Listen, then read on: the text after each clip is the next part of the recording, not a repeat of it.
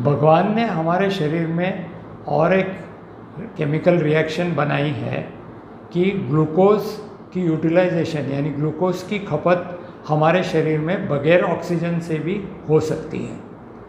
लेकिन जब कभी भी ग्लूकोज यूज़ होता है बगैर ऑक्सीजन की, यानी जो केमिकल रिएक्शन होती है ग्लूकोज की बगैर ऑक्सीजन से एनर्जी प्रोडक्शन करने के लिए, वो एफिशिएंट नहीं होती। यानी 1 ग्राम ऑफ ग्लूकोज सिर्फ 2 पैकेट एनर्जी बनाता है। लेकिन ये बहुत ही फास्ट रिएक्शन होती है, 100 टाइम्स फास्टर होती है देन नॉर्मल मैकेनिज़्म। यानी कि जो एरोबिक रेस्पिरेशन की मैकेनिज़्म है जिसमें ग्लूकोज और ऑक्सीजन दोनों मिलके एनर्जी प्रोड्यूस करते हैं, वो रिएक्शन बहुत स्लो होती है। उससे ये रिएक्शन 100 टाइम्स फास्टर है लेकिन लेस एफिशिएंट है।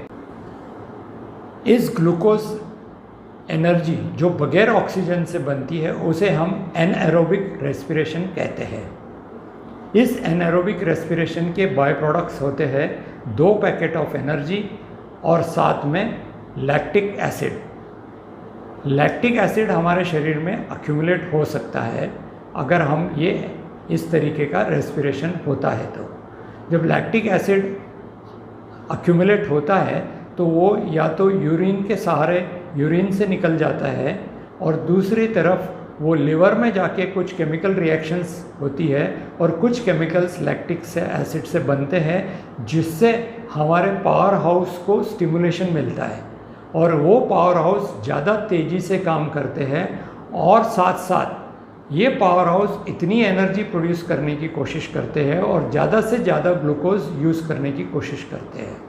और जब ये ग्लूकोज ज़्यादा यूज़ होता है तो मसल ग्लाइकोजन और फैट लिवर ग्लाइकोजन के अलावा जो फैटी टिश्यू हमारे शरीर में होता है वो भी बर्न होना शुरू होता है और इस बर्निंग के कारण ज़्यादा एनर्जी प्रोड्यूस होती है और हमारा वेट लॉस होता है।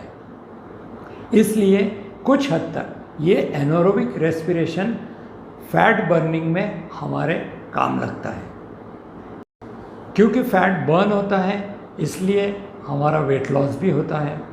लेकिन लैक्टिक एसिडोसिस हमारे शरीर के लिए एक मात्रा से अगर वो ज़्यादा हो जाता है तो वो ठीक नहीं होता।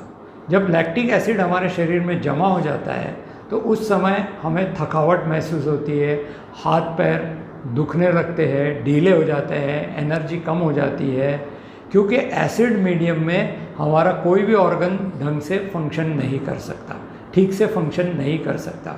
इसीलिए जब कभी भी हमारे शरीर में एसिडोसिस होता है तो वो एक मेडिकल इमरजेंसी मानी जाती है।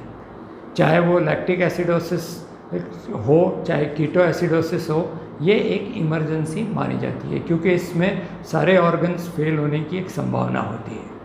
लेकिन वो अगर लिमिट में हो तो ये लैक्टिक एसिड काम की चीज़ भी है क्योंकि ये मेटाबॉलिज्म हमारा बढ़ा सकती है, पावर हाउस की कैपेसिटी एनर्जी प्रोडक्शन की बढ़ा सकती है, फैट को बर्न करने में हमारी मदद कर सकती है। तो हम इसका फ़ायदा किस तरीके से उठाएं ये मैं आगे वाले वीडियो में मैं बताऊँ।